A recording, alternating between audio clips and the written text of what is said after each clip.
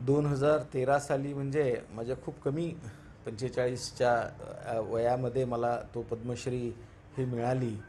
अ, अ, कुठल्याही माणसाला पद्मश्रीसारखा fourth highest civilian award ज्याला म्हटलं जातं, तो मिळाल्यानंतर आनंद हा नक्कीच झाला. परंतु त्याच्यासोबत मला डबल माझ्यावरती जबाबदारी आली. देशांतर्गत आणि देशाच्या बाहेर सुद्धा खूप मोठ्या प्रमाणात डिमांड. आता मग देशाच्या बाहेर कोण आहे? जे आमचे मेंबर आहेत ते PIO, पर्सन्स इंडिया ओरिजिन, जे शेड्यूल कास्ट आणि शेड्यूल ट्राईब आहेत आणि ते तिथे व्यवसाय करतात. तर अशा सगळ्यांना आम्ही एकत्र केलं आणि जगामध्ये 7 ठिकाणी, आता अमेरिकेचाही आमचा चॅप्टर लॉन्च झालेला आहे, तर असं 7 देशांमध्ये आमचे डिक्कीचे हे चॅप्टर्स निर्माण झालेले आहेत. नमस्कार, मी रचना लचके बागवे. 365 दिवस 365 स्टोरी आपण कव्हर करत आहोत. या निमित्ताने रोजच वेगवेगळ्या क्षेत्रात काम करणाऱ्या लोकांच्या आपण मुलाखती घेत असतो. आणि आज खूप स्पेशल डे आहे, कारण का आज मी 200वी मुलाखत घेत आहे. आणि या स्पेशल डेसाठी आपल्याकडे आहेत खूप स्पेशल गेस्ट. आपल्यासोबत आहेत पद्मश्री मिलिंद कांबळे सर, जे डिक्कीचे फाउंडर आहेत. त्याचसोबत सुपर हाऊसिंग प्रायव्हेट लिमिटेड या कंपनीचे ते डायरेक्टर देखील आहेत. आपल्याला माहिती आहे की जेव्हा आपण काम करतो तेव्हा आपण फक्त स्वतःसाठी काम करतो, पण अशी फारच कमी लोक आहेत जे फक्त स्वतःसाठी नाही किंवा स्वतःच्या कंपनीसाठी नाही, तर पूर्ण समाजासाठी काम करतात. आणि त्यातलेच एक सर आहेत मिलिंद कांबळे सर. अधिक माहिती आपण त्यांच्याकडनं जाणून घेऊया. नमस्कार सर. नमस्कार. नमस्कार. तुम्ही म्हणालात तसं Dalit Indian chamber of commerce and industry ही जी संस्था आहे ही 2005 साली पुण्यामध्ये आम्ही सुरू केली आणि आता तिला 17-18 वर्ष ह्या संस्थेच्या प्रवासाला होत आहेत. कुठल्याही संस्थेच्या जीवनामध्ये 17-18 वर्षाचा काळ हा तसा फार मोठा नसतो, परंतु या काळामध्येच अतिशय वेगाने म्हणजे देशभर, परदेशामध्ये असं सगळा विस्तार हा डिक्कीचा झालेला आहे. जवळपास 1 लाख अनुसूचित जाती जनजातीतले जे उद्योजक आहेत त्यापर्यंत आम्ही पोचलेलो आहोत. आणि तसं बघितलं तर आमची एक 10,000च्या आसपासची आमची एक मेंबरशिप बेस आहे आणि देशातल्या सगळ्या राज्यांमध्ये डिक्कीचे चॅप्टर आहे. हे झालं आमचं संस्था. पण वैयक्तिक मिलिंद कांबळे, मी एक उद्योजक आहे. मी सिव्हिल इंजिनियर आहे आणि एक उद्योजक आहे. कन्स्ट्रक्शनच्या व्यवसायामध्ये आहे गेले 30 वर्ष. विविध प्रकारचे कन्स्ट्रक्शन केले. माझं करिअर हे रेल्वे कॉन्ट्रॅक्टर म्हणून माझं सुरुवात झालं. रेल्वेची कामं केली, त्यानंतर PWDमध्ये महाराष्ट्र सरकारमध्ये कामं केली, इरिगेशन डिपार्टमेंटमध्ये कामं केली, MJP महाराष्ट्र जीवन प्राधिकरण त्याच्यामध्ये कामं केली. तर अशा वेगवेगळ्या प्रकारचे सिव्हिल इंजिनिअरिंगचे कामं केल्यानंतर आता superb housing and infra LLP या नावाने आमचं आता पनवेलमध्ये एक गृहप्रकल्पाचं काम हे सुरू आहे. तर हा एक असा साधारण स्थूल मानाने एक आमचा हा सगळा प्रवास आहे. सर, आपल्या सगळ्यांनाच माहिती आहे की डॉक्टर बाबासाहेब आंबेडकरांनी कॉन्स्टिट्यूशन जेव्हा ते बनवलं तेव्हा त्यांनी बरेच योजना त्यांनी आखल्या. स्पेशली दलित लोकांसाठी त्यांनी खूप काम केलं. पण ही जी संकल्पना आहे की दलित चेंबर ऑफ कॉमर्स बनलं पाहिजे, ही संकल्पना तुम्हाला कुठून आली? फारच तुम्ही महत्त्वाचा प्रश्न विचारलेला आहे, कारण बाबासाहेब आंबेडकरांच्याबद्दल आपल्या सगळ्यांना माहिती आहे.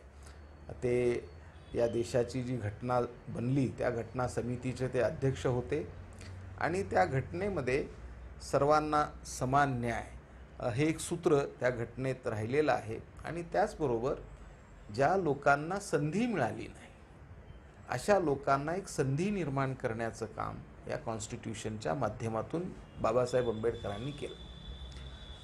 तर तुम्ही म्हणालात तसं की बाबासाहेब आंबेडकरांनी जेव्हा ही घटना बनवली आणि ती घटना समितीला प्रदान केली, आणि तेव्हा त्यांचं जे भाषण आहे त्या भाषणामध्ये डॉक्टर बाबासाहेब आंबेडकर असं म्हणतात की या घटनेमुळे, राज्यघटनेमुळे या देशात सामाजिक आणि राजकीय ही लोकशाही प्रस्थापित होईल, परंतु या राज्यघटनेने आर्थिक लोकशाही प्रस्थापित झाली पाहिजे असं त्यांना अपेक्षित होतं. आता जर सगळा तुम्ही प्रवास जर बघितला, 1950ला आपली घटना अंमलात आली आणि आज आपण 2023ला आहोत, जवळपास 75 वर्ष याची होत आहेत. तर या 75 वर्षाच्या काळामध्ये जसं बाबासाहेब आंबेडकरांना अपेक्षित होतं की आर्थिक लोकशाही प्रस्थापित झाली पाहिजे, तर त्यासाठी काय काम झालं का असं जर आपण बघितलं थोडं इतिहासामध्ये डोकावून, तर आपल्या लक्षात असं येतं की फारसं संघटितपणे काही काम झालेलं नाही आहे.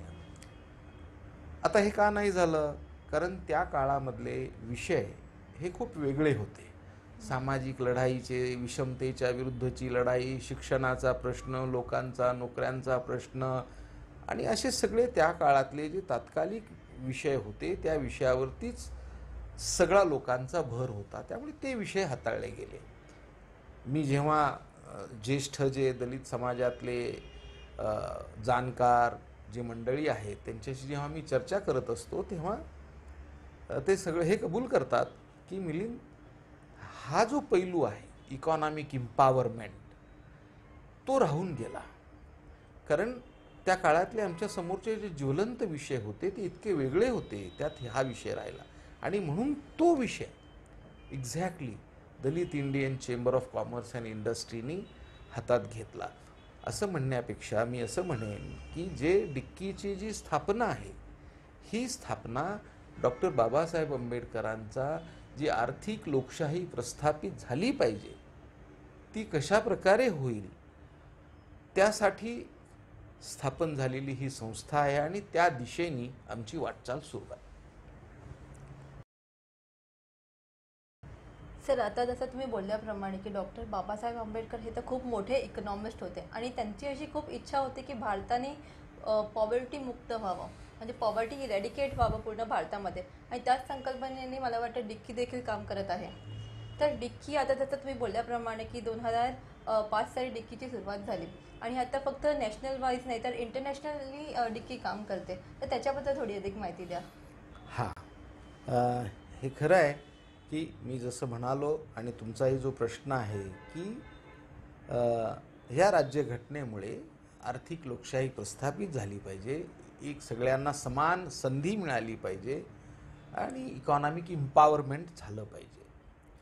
आणि यासाठी म्हणून घटनेने जे घटनादत्त काही अधिकार आहेत शासन म्हणून ते आहेत. परंतु तुम्हाला एक गंमत सांगतो की केवळ सरकारने सगळं करून चालत नाही. त्यामुळे जी सिव्हिल सोसायटी आहे, आम्ही तुम्ही जे आपण सगळे सिव्हिल सोसायटी आहोत, सिव्हिल सोसायटी म्हणून सुद्धा पुढे आलं पाहिजे आणि त्यामध्ये काम केलं पाहिजे. आणि आम्ही जे बाबासाहेब आंबेडकरांची जी आर्थिक विषयातली जी लिगसी आहे ती लिगसी पुढे घेऊन जाण्यासाठीचं आम्ही काम करतोय. हे काम करत असताना पुण्यातून सुरुवात झाली. तर पुणे हे बाबासाहेब आंबेडकरांच्यासाठी फार महत्त्वाचं शहर आहे. पुण्यामध्ये पुणे करार झाला. इथेच महात्मा गांधी उपोषणाला बसले होते आणि त्यावेळेस महात्मा गांधींचं प्राण वाचवण्याचं काम बाबासाहेब आंबेडकरांनी केलं.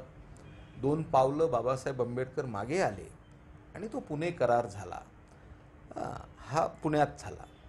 त्यामुळे ह्याची स्थापनासुद्धा पुण्यातून झाली डिक्कीची. आणि आज ती देशभर, मी असं बघितलं जेव्हा मी असा विचार करतो मॅडम की इतक्या कमी कालावधीमध्ये इतकी मोठी संघटना कशी काय झाली. जेव्हा समाजाकडे आम्ही बघतो तेव्हा आमच्या लक्षात असं येतं की दलित समाजामध्ये सर्व प्रकारची लिडरशिप आहे.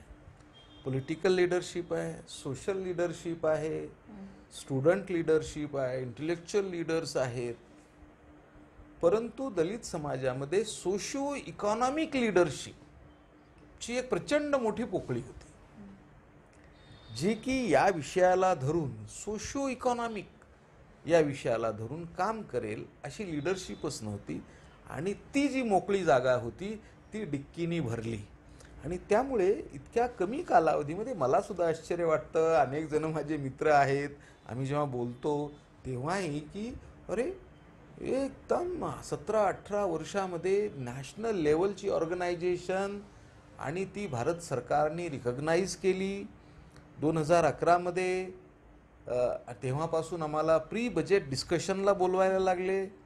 त्याचबरोबर वेगवेगळ्या राज्य सरकारांच्या सोबत आम्ही काम करतोय पॉलिसी बनवण्याचं. तर हा जो सगळा प्रवास जर बघितला इतक्या कमी कालावधीमधला, तर हे बघा, आपण व्यवसायामधले माणसं आहोत आणि व्यवसायामधलं जे आपण जे शिकलेलो आहे सप्लाय आणि डिमांड.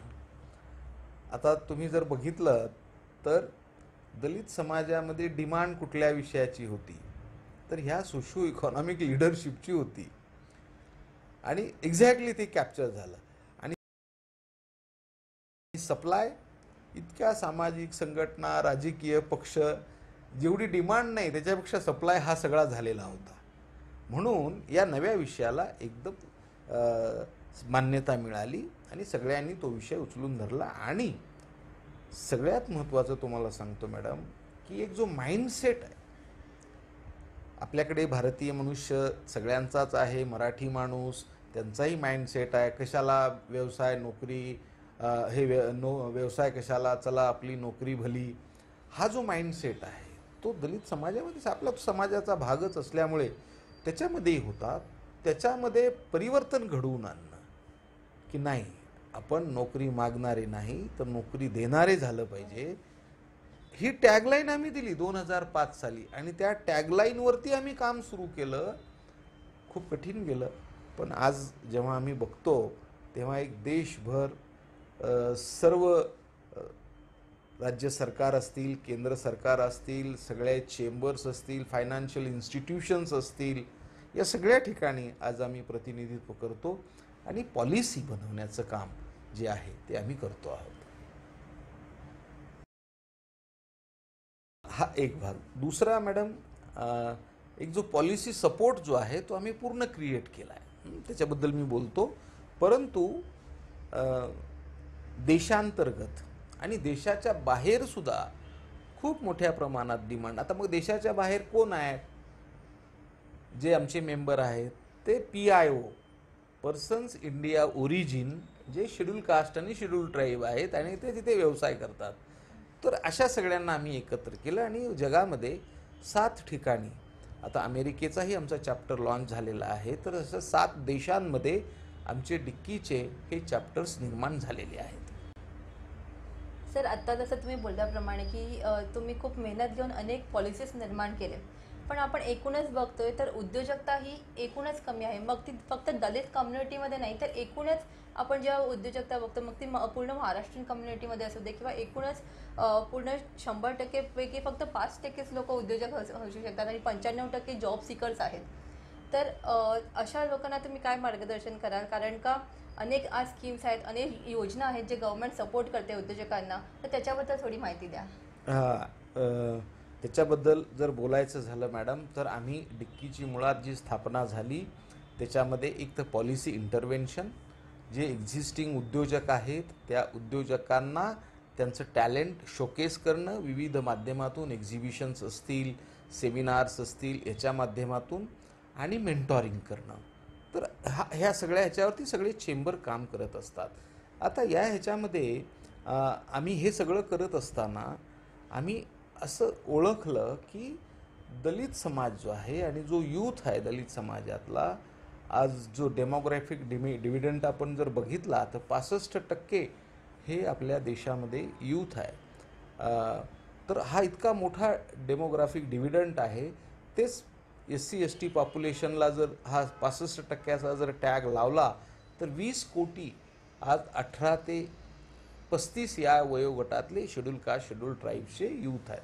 ठीक आहे, आम्ही मोटिवेट केलं लोकांना, नोकऱ्या मागणारे नाही नोकऱ्या देणारे व्हा, असा सगळा जो भाग झाला.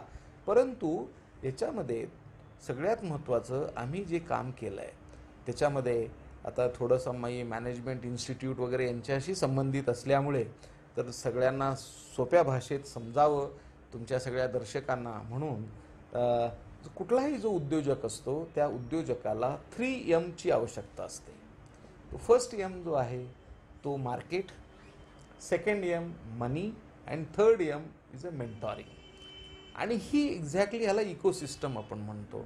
आता फर्स्ट मार्केट ज्याला म्हणता येईल मॅडम, त्याच्यामध्ये आपल्याकडे जो MSME ॲक्ट आहे भारत सरकारने 2006मध्ये जो बनवला, त्या MSME ॲक्टमध्ये 2012मध्ये संशोधन झालं आणि त्या संशोधन होऊन असं ठरलं की भारतातली जी MSME आहे त्या MSMEला एक ॲश्युअर्ड मार्केट आपण सरकार म्हणून काहीतरी क्रिएट करावं. कारण भारत सरकार आणि त्यांचे 250 PSUs मिळून वर्षाला 6-7 लाख कोटीचं इन्क्रिमेंटल प्रोक्युअरमेंट करतात. Raw material, services, goods, products याच्यापैकी 20% हे भारतीय SMEकडनं घ्यायचं असं ठरवलं. तिथे आम्ही इंटरव्हेन्शन केलं 2012ला आणि त्या 20%मधले 4% हे SC-ST उद्योजकांकडून घ्यायचं. तर हा जो फर्स्ट एम आहे मार्केट, त्याला ॲश्युअर्ड मार्केट क्रिएट करण्याचं काम हे आम्ही याच्यामध्ये केलं. दुसरं मनी.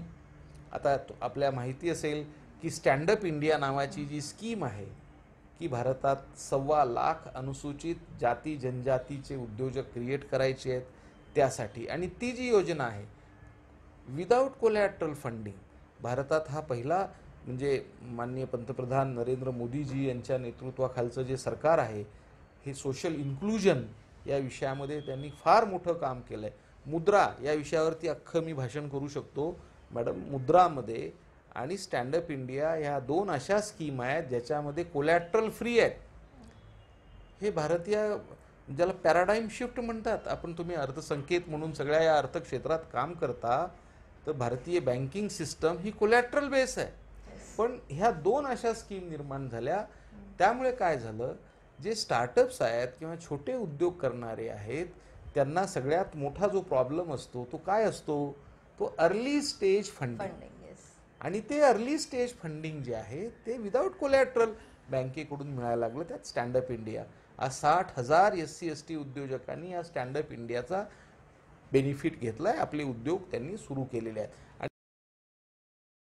आणि मुद्रामध्ये आज 40 कोटीहून अधिक मुद्राचे बेनिफिशरी आहेत. त्याच्यामध्ये 23% हे शेड्यूल कास्ट अँड शेड्यूल ट्राईबचे बेनिफिशरी आहेत. म्हणजे त्याही स्कीममध्ये एक मोठं फायनान्शियल इन्क्लुजन्स आहे. बघा तुम्हाला सांगतो की हे नव्या लोकांसाठी, जे एक्झिस्टिंग उद्योजक आहेत त्यांच्यासाठी व्हेंचर फंड आम्ही क्रिएट केला. भारत सरकारमध्ये व्हेंचर फंड आहे फॉर शेड्यूल कास्ट, शेड्यूल ट्राईबचा पण तयार झाला. महाराष्ट्रामध्ये शेड्यूल कास्ट आणि शेड्यूल ट्राईब दोन्हीसाठी व्हेंचर फंड आहे. व्हेंचर म्हणजे आपल्याला माहिती आहे ग्रोथ कॅपिटल. तर असं स्टार्टअपसाठी आणि याच्यासाठी तर ह्या 2 स्कीम मनी आणि थर्ड इज अ मेंटॉरिंग. डिक्कीचा रोलच आहे. आम्ही देशभरामध्ये आमचे जे ऑफिसेस आहेत त्या ऑफिसमधून मेंटॉरिंगचंच काम करतो. त्याचबरोबर भारत सरकारच्या वतीने national SC-ST hub ministry of MSMEमध्ये आमच्या प्रेझेंटेशन नंतरच तो क्रिएट झाला, आमच्याशी बोलूनच झाला आणि त्याचा मी चेअरमन आहे ॲडव्हायझरी बोर्डचा. तर असं जर तुम्ही बघितलं तर तुम्ही एक चेंबर म्हणून खूप साऱ्या मर्यादा असतात, ओके. पण इन्स्टिट्यूशनल सपोर्ट सिस्टम भारत सरकारमध्ये 4% खरेदी, सगळ्या फायनान्शियल इन्स्टिट्यूटचं फायनान्शियल सपोर्ट. मिनिस्ट्री ऑफ MSMEमध्ये एक सेपरेट नॅशनल SC-ST हब, त्याचे 15 ठिकाणी देशात ऑफिसेस आहेत जिथे SC-ST तरुणांना मार्गदर्शन. तर ही इकोसिस्टम निर्माण करण्याचं काम हे आम्ही केलं. आता तुम्ही खूप 2 महत्त्वाचे जे स्कीम्स आहेत उद्योजकांसाठी त्याचा तुम्ही उल्लेख केला, जे स्टँडअप इंडिया आहे आणि एक मुद्रा लोन आहे. तर हे जे 2 स्कीम्स आहेत ते फक्त आणि फक्त दलित कम्युनिटीसाठी नव्हे तर प्रत्येक उद्योजकांसाठी आहेत. आणि मला असं वाटतं की तुमच्या ह्या कामासाठीच भारत सरकारने ह्याची दखल घेतली आणि 2013 साली तुम्हाला पद्मश्री ही प्राप्त झाली. तर तो जो क्षण होता तो कसा होता आणि त्याच्यानंतर तुमची जी जबाबदारी आहे ॲज अ सिटिझन ती किती वाढली आहे? 2013 साली म्हणजे माझ्या खूप कमी 45च्या वयामध्ये मला तो पद्मश्री ही मिळाली. कुठल्याही माणसाला पद्मश्रीसारखा फोर्थ हायेस्ट सिव्हिलियन अवॉर्ड ज्याला म्हटलं जातं तो मिळाल्यानंतर आनंद हा नक्कीच झाला. परंतु त्याच्यासोबत मला डबल माझ्यावरती जबाबदारी आली. ओके, 2013पर्यंत आम्ही जे काम करत होतो त्यामध्ये SC/ST जे उद्योजक आहेत ते आहेत देशामध्ये, त्यांचा प्रेझेन्स आहे. हा इथल्या पॉलिसी मेकर्स आणि जे ब्युरोक्रॅट्स आहे आणि भारतीय जनता जे आहेत, लोक आहेत, त्याच्यापर्यंत पोचवण्याचं काम मात्र झालं. 4% खरेदी धोरणाचं जे काम आहे तेव्हा झालं. पण त्याच्यानंतर अधिक जबाबदारी वाढली आणि त्यानंतर बाकीच्या खूप साऱ्या गोष्टी ज्या आहेत त्या केल्या आणि त्या चालू आहेत आणि ते अव्याहतपणे चालू राहतील. त्यामुळे यांनी मात्र या पद्मश्री अवॉर्डनी तर एक मोठी जबाबदारी जी आहे ती सोपवलेली आहे. सर, आज आपण बघतोय की गव्हर्नमेंट्सकडे बरेच स्कीम्स आहेत, पण अनेक स्कीम्स ते लोकांपर्यंत पोहोचत नाहीत किंवा ते लोक त्याचा उपभोग घेत नाहीत. आणि कुठेतरी लोकांना, काही लोकांना अशी खूप जास्त पण अपेक्षा असते की आम्हाला हे मिळाले पण आम्हाला अजून गोष्टी मिळायला पाहिजेत. तर ही जी मानसिकता आहे तर ह्याच्याबद्दल थोडं मार्गदर्शन करा. नाही, हे खरं आहे की अधिक हवं आहे, अधिकचं हवं आहे, हे आहेच आहे खरं. परंतु सरकारने ज्या योजना बनवलेल्या आहेत त्यासुद्धा लोकांपर्यंत पोचणं आणि पोचवण्याचं काम हे आपल्यासारख्या सगळ्या ज्या संस्था मिळून आहेत हे सगळे आपण करत असतो, ते पोचवत असतो. त्याचबरोबर अलीकडे जो यूथ आहे ना, तरुण आहे, त्याचे जे ॲस्पिरेशन्स जे आहेत, आकांक्षा ह्या खूप वाढलेल्या आहेत. ओके, आणि त्यामुळे, आणि ते चुकीचं नाही आहे, तर ते ॲड्रेस करणं हे सरकारचं काम आहे, ते सरकार करतं आहे. आणि आपल्यासारख्या संस्था ज्या आहेत ते डे टू डे आपण तेच करतोय, लोकांच्यापर्यंत माहिती पोचवणं आणि ती कशी पोचेल आणि त्याचा लाभ ते कसे घेतील हे करणं आपलं काम आहे, ते आपण करत असतो. आणि लोकांच्या आकांक्षा, अपेक्षा ह्या दिवसेंदिवस वाढत चाललेल्या आहेत. त्या स्कीमचा ते फायदा घेत आहेत. आजच माझ्याकडे एक जण आला होता की मला या स्कीमचा फायदा झाला आहे, पण मला आता एक्सपांड करायचं आहे, मला आणखी मोठं लोन हवं आहे. ही अतिशय चांगली गोष्ट आहे आणि ही स्पर्धा पण वाढते आहे. त्यामुळे ही अतिशय चांगली गोष्ट आहे, त्याचं आपण स्वागत केलं पाहिजे खऱ्या एका अर्थाने, असं मला वाटतं मॅडम.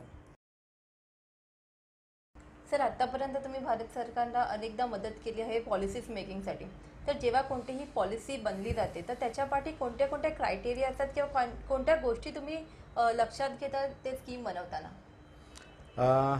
हा बेसिक प्रश्न आहे की एक तर सगळ्यात महत्त्वाचं जे आपण लक्षात घेतो की सरकारच्या समोर आज जो प्रश्न असतो तो बेरोजगारीचा.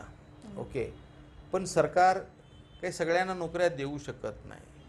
कोणीही जरी पंतप्रधान झालं आणि कोणी काही झालं तरी सरकारच्या मर्यादा आहेत. मग सरकारला जर तुम्ही अल्टरनेटिव्ह सुचवलं, ओके, की ठीक आहे आपण नोकऱ्या देऊ शकत नाही, पण अशा काही आपण स्कीम करू शकतो ज्याच्यातून लोकांना सेल्फ एम्प्लॉयमेंट मिळेल, त्याचबरोबरीने ते जे सेल्फ एम्प्लॉयमेंट होतील आणि ते इतरांसाठी एम्प्लॉयमेंट निर्माण करतील. त्यामुळे हा वायडर पर्स्पेक्टिव्ह जो आहे तो सरकारच्या समोर तुम्हाला मांडावा लागतो. प्लस त्याची व्हायबिलिटी, त्याची स्केलेबिलिटी, किती लोकांपर्यंत पोचेल. सरकार जेव्हा विचार करतं तेव्हा त्यांच्यासाठी महाराष्ट्र म्हटलं की महाराष्ट्रातली 10-11 कोटी जनता आहे. समजा शेड्यूल ट्राईबची 1.5-2 कोटी जनता आहे, त्याच्यापर्यंत ही स्कीम पोचणार आहे का? सो अशा त्या लार्जर पर्स्पेक्टिव्हमध्ये सरकार त्याचा विचार करतं. दुसरं जी स्कीम आहे, खूप साऱ्या आम्ही नेहमी म्हणतो की गव्हर्मेंटच्या ज्या स्कीम आहेत त्या डिझाईन टू फेल या कन्सेप्टवरतीच बनवलेल्या असतात, ती कशी स्कीम फेल होईल. ओके, त्यामुळे आम्ही तो मात्र लक्ष देतो की त्या स्कीममधले हर्डल्स काय असणार नाहीत. ओके, आणि ती सहजपणे सामान्य माणूस असेल किंवा जो कोणी होतकुरू आहे त्याला त्याचा उपयोग करून घेता येईल अशा प्रकारच्या सजेशन्स, स्कीम्स. बरं, स्कीम बनल्यानंतर जेव्हा ती स्कीम रोल ऑन होते आणि ॲक्च्युअल त्याच्यामध्ये प्रॉब्लेम्स येतात, त्याच्यामध्ये सुद्धा आम्ही अप्रायझल करतो, त्याच्यामध्ये नव्याने आम्ही सजेशन्स देतो आणि ही अव्याहत प्रोसेस मॅडम ही चालू असते. सर, आता तुम्ही बेरोजगारीचा विषय काढलात, पण जरी नोकऱ्या असल्या तरी त्याचा तुम्ही मगाशी उल्लेख केला की जी तरुण पिढी आहे त्यांना खूप साऱ्या अपेक्षा आहेत. जरी नोकरी असली तरी त्यांना त्या नोकऱ्या नको आहेत, असं कुठे तुम्हाला चित्र दिसतं का? अगदी अगदी सगळ्यांना नोकऱ्या ह्या एअर कंडिशनमधल्याच हव्या, हे अगदी खरं आहे. कारण ह्या IT रिव्होल्युशनमुळे असेल किंवा AI च्या प्रभावामुळे असेल किंवा ह्या एकूण ह्या सगळ्या ह्याच्यामध्ये, आणि तुम्ही जर बघितलं मॅडम, हे जे स्टार्टअप्स आहेत आता इतके आपल्याकडे इतके मोठ्या प्रमाणात आपल्याकडे स्टार्टअप्स आहेत, पण हे सगळे स्टार्टअप्स ना मेजर हे टेक्नॉलॉजी बेस आहे. Yes sir. म्हणजे हार्डकोर मॅन्युफॅक्चरिंगवाले किंवा या सगळ्या ह्याच्यामधले फार कमी स्टार्टअप्स आहेत. हो. तर हा सगळ्यांचा जो कल आहे ना की झटपट मोठं व्हायचं आहे, श्रीमंत व्हायचं आहे, आणि त्या दृष्टीने स्टार्टअप्स असेल किंवा मला एकदम नोकरी, म्हणजे बऱ्याचदा मी असं म्हणतो की अरे हा तर पढा लिखा अनपढ आहे, म्हणजे अक्षरशः अशी स्थिती आहे मॅडम. काय झालं आहे, BCom झालं आहे, ओके, BCom झालं आहे, अकाउंटिंग करायचं आहे, चल कर अकाउंटिंग. टॅली झालं आहे, नाही झालं आहे टॅली, काय उपयोग आहे आत्ता मला. तर त्यामुळे तरुणांनी हे जे एक्स्ट्रा स्किल आहेत नोकऱ्यासाठी ते ॲक्वायर करण्याची गरज आहे, आणि ते ॲक्वायर केलं तर चांगल्या नोकऱ्या नक्की मिळतील. म्हणजे ते काय अपेक्षा ठेवणं, चांगली नोकरी मिळणं, मोठ्या पगाराची नोकरी मिळणं ही अपेक्षा चुकीची नाही, ती अपेक्षा असली पाहिजे. परंतु आपणही आपलं आत्मपरीक्षण केलं पाहिजे. म्हणजे एखाद्याला इंटरव्ह्यूला खूप सारे मुलं येतात, त्याला एक 4 ओळीचं अप्लिकेशन लेटर लिही म्हटलं तर त्याला लेटर लिहिता येत नाही. आता हे त्या मुलांनी ओळखलं पाहिजे. मग मग मला 20,000ची नोकरी कशी मिळेल, कोण देईल नोकरी. सो ह्याही गोष्टी आहेत. त्यामुळे अपेक्षा ठेवणं गैर नाही तरुणांनो, त्या ठेवा, पण सोबत आता स्किल अक्वायर केल्याशिवाय तुम्हाला चांगल्या ठिकाणच्या नोकऱ्या मिळणार नाहीत. नक्कीच सर. आणि टेक्नॉलॉजी इतकी झपाट्याने वाढते, जसं आता तुम्ही बोललात की ॲप्लिकेशन लिहिता येत नाही, आणि मला असं वाटतं की आता जी तरुण पिढी आहे ती ChatGPTचा वापर करून ॲप्लिकेशन्स आणि लेटर्स किंवा फॉर्म्स लिहित असेल. सो ही खूप झपाट्याने बदल होतं. पण सर त्याचसोबत तुम्ही महिला उद्योजकांना देखील खूप सपोर्ट करता. वुमन एंटरप्रेन्योरशिप डेव्हलपमेंट एक डिपार्टमेंट आहे, तुमचं चॅप्टर आहे डिक्कीमध्ये, तर त्याच्याबद्दल थोडी माहिती द्या. मॅडम, याचा एक खूप मोठा किस्सा आहे. जसं तुम्ही तुमच्या ओपनिंग रिमार्कमध्ये म्हणालात की ओव्हरऑल समाजामध्ये 5% जे लोक आहेत तेवढेच उद्योग आणि व्यवसायाकडे वळतात, आणि बाकीचे जे आहेत आपलं दैनंदिन सगळ्या बाकी अन्य ह्याच्यामध्ये असतात. आता ह्या 5%मध्ये महिला किती आहेत असं जर म्हटलं तर त्याचं पर्सेंटेज खूप कमी आहे. मला सांगता येणार नाही, याच्यावरती रिसर्च करावा लागेल. परंतु तुम्हाला एक मी घटना सांगतो. मॉन्टेक-सिंग अहलुवालिया प्लॅनिंग कमिशनचे उपाध्यक्ष होते. तेव्हा त्यांनी आम्हाला इंट्रॅक्शनसाठी बोलवलं. इंट्रॅक्शनसाठी म्हणजे की बाबा काय आहे चेंबर, तुम्ही नेमकं काय करता, कशा प्रकारे तुमचं हे आहे, तुमच्या सरकारकडून काय अपेक्षा आहेत, हा सगळा त्याचा जाणून घेण्याचा त्यांचा भाग होता. आणि आम्ही जवळपास एक 35 जण उद्योजक देशभरातले आम्ही गेलो होतो. आणि त्याच्यामध्ये मॉन्टेक-सिंग अहलुवालिया आणि त्यांचे सगळे प्लॅनिंग कमिशन मेंबर्स असं सगळं पॅनल त्या बाजूला होतं, आणि या बाजूला आम्ही असे सगळे 35 जण त्यांच्या त्या प्लॅनिंग कमिशनच्या ऑफिसमध्ये बसलो होतो. आणि आम्ही जातेवेळेस सगळ्यांचं PPT प्रेझेंटेशन बनवलं होतं, 1 पेजर PPT. म्हणजे मग आम्ही इंट्रोडक्शन करून देताना ह्यांना उठवून त्यांचं PPT रन करणं. त्याच्यामध्ये 2च महिला होत्या. आमच्या एक कल्पना सरोज होत्या आणि एक दिल्लीमधल्या पासवान म्हणून एक लेडी, अशा 2च. आणि त्या प्लॅनिंग कमिशनमध्ये एक लेडी मेंबर होती. त्यांनी तो नेमका प्रश्न विचारला की मिलिंद कांबळे, तुमचं एवढं 35 लोकांचं डेलिगेशन आलं आहे आणि त्याच्यामध्ये महिलांचं इतकं कमी प्रमाण आहे तुमच्याकडे. तो विषय त्या मॅडम बोलल्या. मी त्यांना म्हटलं की मॅडम हे खरं आहे की महिलांचं प्रमाण कमी आहे, पण मी आत्ता तुम्हाला सांगतो की ते वाढण्यासाठी आम्ही नक्की प्रयत्न करू. आणि म्हणून आम्ही मग प्रयत्नपूर्वक आम्ही डिक्कीमध्ये वुमन विंग क्रिएट केली. त्या माध्यमातून ज्या महिला आमच्या मेंबर्स आहेत, त्यांच्या माध्यमातून अधिकाधिक महिलांपर्यंत पोचवणं आणि महिलांमधून उद्योजक कसे निर्माण होतील हे बघणं, याच्यावरती आम्ही मग जोर दिला. आणि आता एक चांगल्या संख्येमध्ये, म्हणजे समाधानकारक नाही आहे पण एक चांगल्या संख्येने आता आमच्या महिला उद्योग. सर, आपण सुरुवातीपासूनच अर्थशास्त्राबद्दल बोलतोय, इंडियन इकॉनॉमीबद्दल बोलतोय. तर जेव्हा तुम्ही नॅशनल आणि इंटरनॅशनल लेवलला काम करताय आणि आज आपण बघतोय की इंडिया हा डेव्हलपिंग कंट्री आहे आणि बरेच फॉरेन इन्व्हेस्टर्स इंडियाकडे खूप अपेक्षेने बघत आहेत. तर तुम्हाला काय वाटतं याच्याबद्दल? मॅडम, मी फार होपफुल आहे, कारण भारत हा एक विकसित राष्ट्र झालं पाहिजे आणि एक्झॅक्टली असंच टार्गेट हे भारत सरकारने ठेवलेलं आहे. माननीय पंतप्रधानांनी जेव्हा भारत 100 वर्ष पूर्ण करेल आझादी के, तेव्हा एक विकसित राष्ट्र झालेलं असेल, म्हणजे 2047 साली. आणि मग का होऊ शकतो भारत? कारण आज भारताचं जर तुम्ही बघितलं तर rail connectivity, port connectivity, road connectivity, airport connectivity ही इतक्या मोठ्या प्रमाणामध्ये झालेलं आहे, जी एक इंडस्ट्रीच्या ग्रोथसाठी इन्फ्रास्ट्रक्चर जे आहे हे फार महत्त्वाचं असतं आणि ते आज आपल्याकडे इन्फ्रास्ट्रक्चर उभं राहिलं. दुसरं, डिजिटल पेनिट्रेशन, म्हणजे जगाने आश्चर्य व्यक्त केलेलं आहे. म्हणजे आत्ता G20 झाली, त्या सगळ्या G20च्या प्रोसेसमध्ये मी होतो, B20मध्ये. म्हणजे जगाने आश्चर्य व्यक्त केलं भारतामध्ये जे डिजिटल पेमेंट्स आहेत, त्यामुळे ते आवश्यक असतं, ते सगळं झालेलं आहे.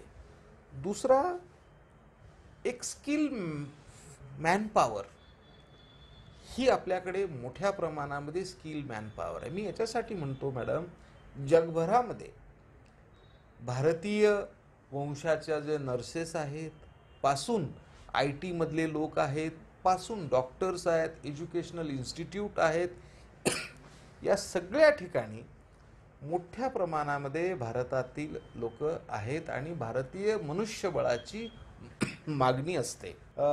हा सगळा त्याच्यातला भाग आहे. त्यामुळे मला नक्की असं वाटतं की भारत हा झपाट्याने $5 ट्रिलियन इकॉनॉमी होईल, 3 नंबरची अर्थव्यवस्था होईल.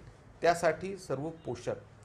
सेकंड गोष्ट की जगाने आत्ता 2020-21 मध्ये एक महामारी, पॅन्डेमिक जो आहे कोविड, हा अनुभवला आणि त्या कोविडमध्ये आज जगभराच्या अर्थव्यवस्था बघितल्या तर अजून रुळावर येत आहे. पण भारताची अर्थव्यवस्था इतक्या नियोजनबद्ध पद्धतीने राबविली गेली, त्यामुळे इतक्या लवकर ती ट्रॅकवरती आली. म्हणजे आज असं अपेक्षित आहे की या वर्षाचा ग्रोथ रेट 6.5 to 6.7 राहील. त्यातल्या अन्य कुठल्याही अर्थव्यवस्थेपेक्षा हा सगळ्यात जास्त राहणार आहे. दुसरं, अँटी चायना सेंटिमेंट हे नक्की आहेत. ते हळूहळू ते इनकॅश होत आहेत आणि ते होणार. म्हणजे ते तुम्ही बघितलं, ॲपलचं प्रोडक्शन आहे आज आपला ॲपल एक्सपोर्ट, मोबाईल ॲपल्स पासून असंख्य गोष्टी ज्या आहेत ह्या भारतामध्ये ह्या येत आहेत आणि त्या येतील पुढच्या काळामध्ये. तिसरी जी गोष्ट आहे ती म्हणजे FDIचा जो ओघ आहे तो वाढतो आहे मोठ्या प्रमाणामध्ये भारतामध्ये, तो एक भाग आहे. दुसरा, आपलं जे फॉरेक्स रिझर्व आहे ते अतिशय चांगल्या स्थितीमध्ये आहे. तर एकूण जर इकॉनॉमीकडे जर भारताच्या जर बघितलं तर आपण अतिशय चांगल्या स्थितीमध्ये आहोत आणि अतिशय फास्ट गतीने आपण वेगाने पुढे जातोय आणि 1-2 वर्षातच आपण 3ऱ्या नंबरची जागतिक इकॉनॉमी आपण होणार आहोत, हे मात्र नक्की याच्यामध्ये मला वाटतं. सर, मी तुम्हाला एक लास्ट प्रश्न विचारेन. तुम्ही आत्तापर्यंत लाखो उद्योजकांना भेटले असाल, तर हे जे उद्योजक आहेत किंवा ज्यांना उद्योजक बनायचं आहे अशा लोकांना तुम्ही काय मार्गदर्शन कराल? ज्यांना उद्योजक बनायचं आहे त्याच्यासाठी मी एवढंच सांगेन की आज देशामध्ये तुम्ही शेड्यूल ट्राईबचे तरुण असात किंवा जनरल कॅटेगरीमधले तरुण असात, आज देशामध्ये एक प्रचंड मोठी इकोसिस्टम ज्याला म्हणतात ती आज उभी आहे. मी तर असं म्हणेन, आज जर कोणी बेरोजगार आहे असं जर म्हणत असेल तर त्यांना आम्ही काय म्हणतो माहिती आहे, तर तो स्वच्छेनी बेरोजगार आहे. ओके, हां, ज्याला उद्योग करायचा आहे त्याला उद्योगासाठीचं सगळं इकोसिस्टम उपलब्ध आहे. त्यामुळे जिद्द, चिकाटी आणि प्रामाणिकपणा ह्या सगळ्यात महत्त्वाची गोष्ट आहे. त्याच्यावरती तरुणांनी, उद्योजकांनी लक्ष दिलं पाहिजे. आणि सगळ्यात उद्योग सुरू करायचा असेल त्याच्यासाठी सगळ्या संधी आहेत, परंतु पेशन्स असणं फार महत्त्वाचं आहे. ते सगळ्यांनी पेशन्स बाळगणं हे फार आवश्यक आहे. हे एवढंच मी आज सगळ्या तरुण मंडळी जे उद्योजक ऐकत असतील त्यांना एवढंच मी सांगू इच्छितो. थँक्यू सर, तुम्ही वेळात वेळ काढून ही मुलाखत दिली आणि इतकं छान मार्गदर्शन केल्याबद्दल खूप खूप धन्यवाद. Thank you madam, thank you.